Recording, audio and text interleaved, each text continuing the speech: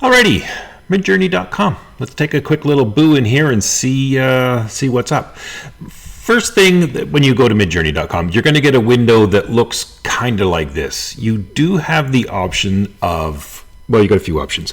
You can explore, just sort of look around in it, and you can do that without a subscription. You can log in under your account, or you can sign up. That gives you those three options. As of writing this, I'm not quite sure, to be honest, what the school's doing in terms of the subscriptions and stuff. But if I go, well, let me just go back to the managed subscription. If I go back to these options, you can sort of see these are your managed subscription ones. Now, because I'm already in, you can sort of see my name's down here, Dave Sterrett. So I'm already logged in, and it's telling me this is what my plan is. I'm on $24 a month for my standard plan, and that's billed for the year. Now, I'm a casual user, meaning I'm not, although I do use this commercially, I'm not producing a lot of visuals or videos for gaming, or I use it for clients a bit, but I'm not really I don't produce a plethora of images, I guess is what I'm saying. For you guys, if you want to just get the basic plan at $8, that'll probably suffice for this class. And the basic difference between these, in addition to the fast modes, et cetera, is you have a limit of 200 images a month. And is that going to be enough? It'll be enough for this class, but you'll probably find once you dip your toe in this that you're probably going to want to use it for a bunch of other stuff. That's what I found anyway. So with the standard plan, you get 200, but with the basic plan, you get 200. With the standard plan, you get unlimited relaxed image generations, which means you can go until your heart's content.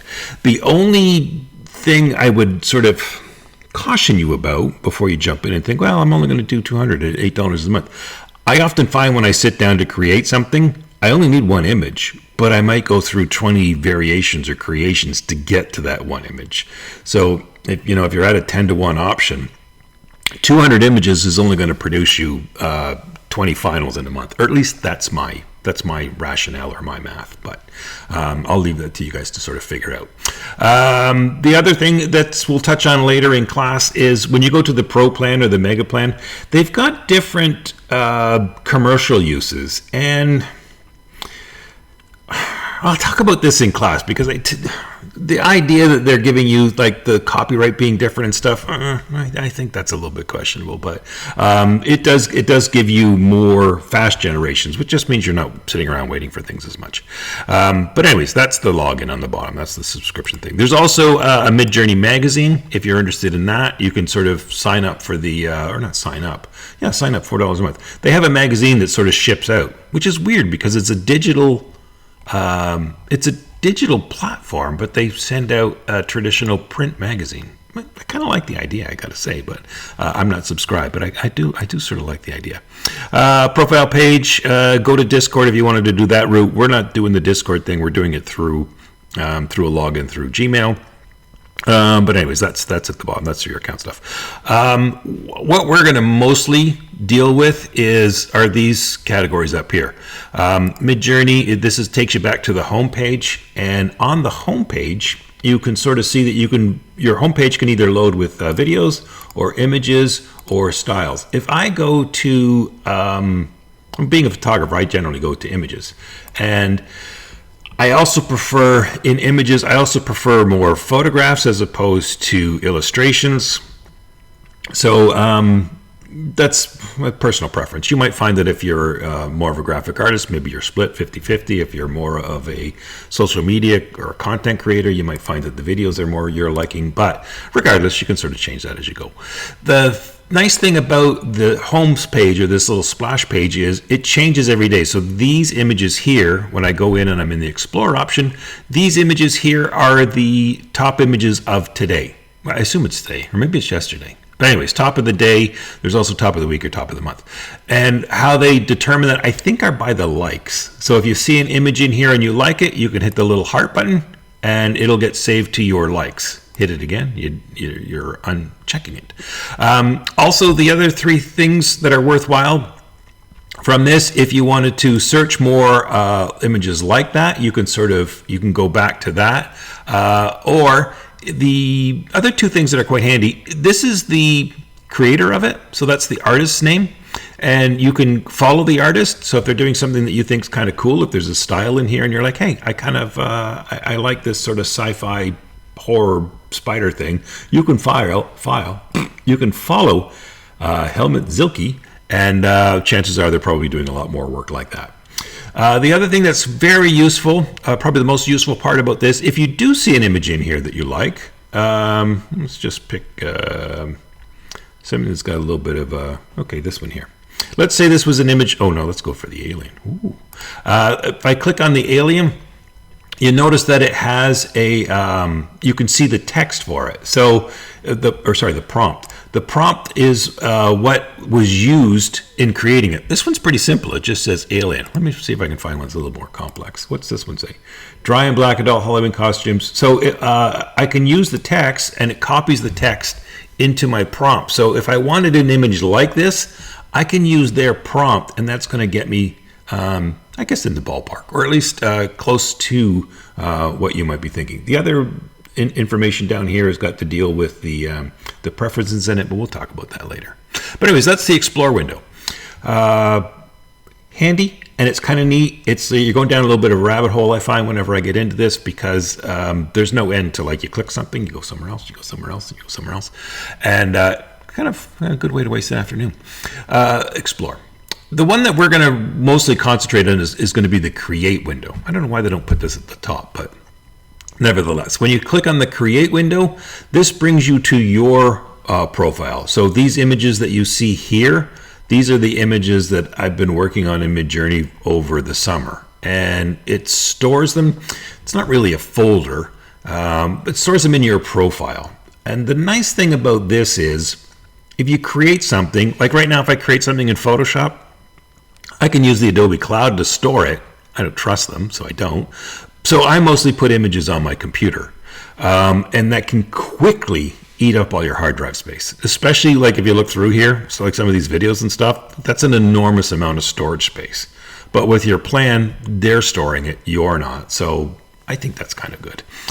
Plus, because the images are inherently AI, they're not really copyright protected like a Photoshop image would be to me, where I want to keep it on my computer. These are created using the Midjourney service, and that makes them open to the Midjourney community.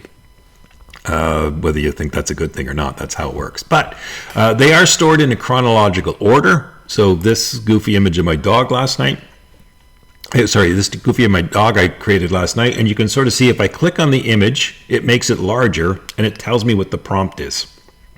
It also tells me what some of these settings on that we'll talk about later as well.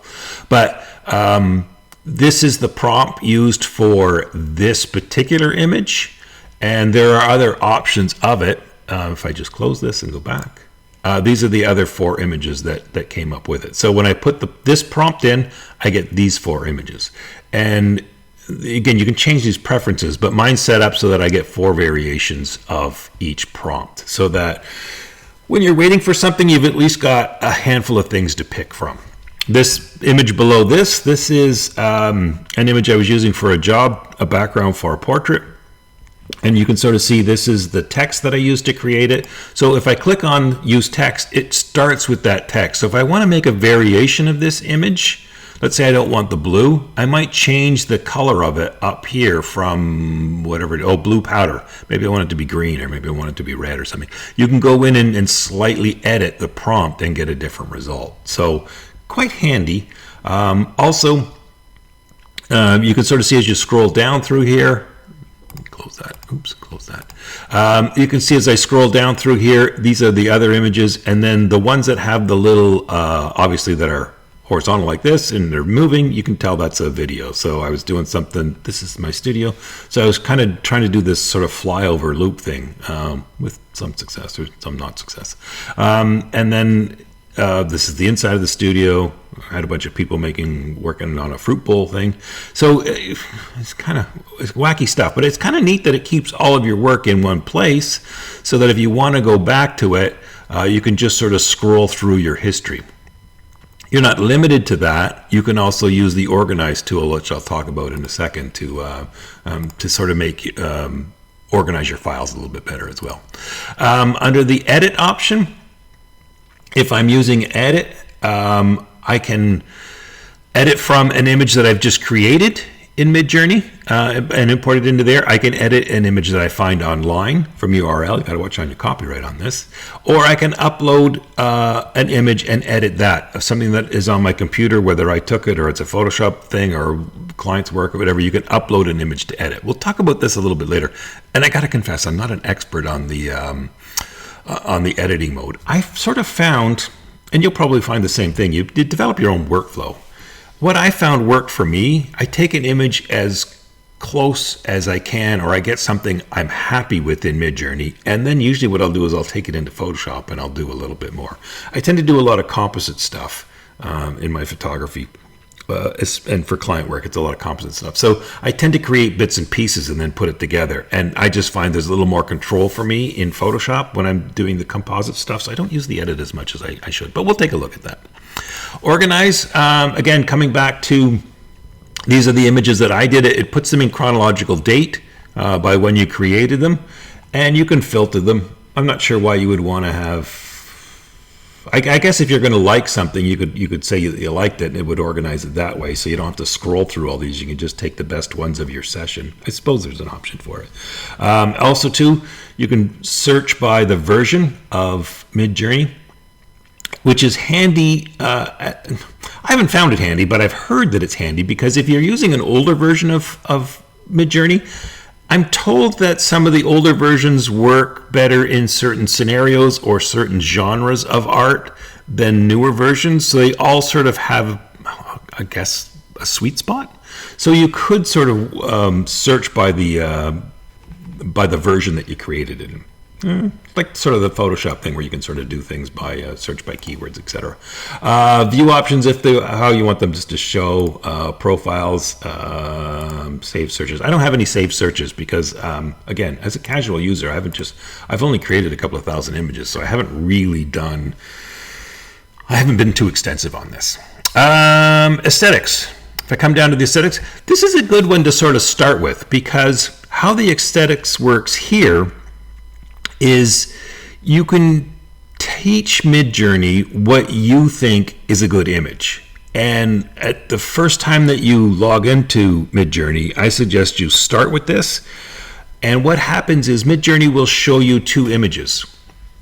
It'll show you, or a collection of images. And what you do is you pick the image that matches your personal taste. So, and what I did when I went through it is I don't want to see any of the illustrations because I'm not an illustrator. I picked everything that was photo-based. So every time I got the option to prefer an image, I'm always going to pick the photo one. Even if I don't like the photo, I'm still going to take it over the illustration. Not that I have anything against illustrators, but they got pencils to do all this. We need the photo pixels. So I would recommend that you do the personalization. What it does is when Midjourney creates something, it tends to give you something more to your personal preferences. What did you like in the past? Or what does your personal taste lean towards? And I think it sort of creates images more based on that. So it's getting to know you, as it were, like a first date. What else? Oh, the other profiles, I'm not going to go through those. Mood boards. I don't use the mood boards, but I do see a use for them. I mean, you could save a bunch of images to your mood board, and then you can use that mood board to show Midjourney the aesthetic that you want. So if you have a bunch of headshots that have a certain lighting style or a certain, bokeh or whatever it is, and you collect all of those, you put them in a mood board, and then the next time you want to create a portrait in Midjourney, you use the mood board to show Midjourney, and then it will create your new image based on the mood board that you've selected. So I do see the benefit of that. That's kind of a neat thing. I just haven't utilized it yet. Style Creator, these are whenever you're putting in an image or a video and you want to save a specific style, you can sort of cater this a little bit. We'll talk about this a little bit later. I tend to use the image prompts and the omni-reference a lot That's my preferences for it, but yeah, we'll get into that a little bit later. And lastly, there's the community area, and the community's kind of, I got to confess here, I don't really use the communities and things. I don't even use the communities in Facebook. So it does have stuff in here for surveys and stuff, and it's kind of, if you want to put the time into it, you can actually bump up some of your settings. If you're on the $8 setting, you take a survey and you can get your time bumped up. But it talks a little bit about image rankings, et cetera, and you can sort of go through the personality of Midjourney. I don't know. I've got too much else in life going on to sort of spend an afternoon on this. But it's there if you want it. If you want to sort of take part in some of the community chats and stuff, I think they're worthwhile. It's just not something I've jumped into. Anyways, that's the Midjourney sort of basic. Click this button, this is what it does. But again, we're going to mostly focus on the create option and what to fill in for the prompts, et cetera, in here to sort of get you going on that. Alrighty, let's jump in a little deeper.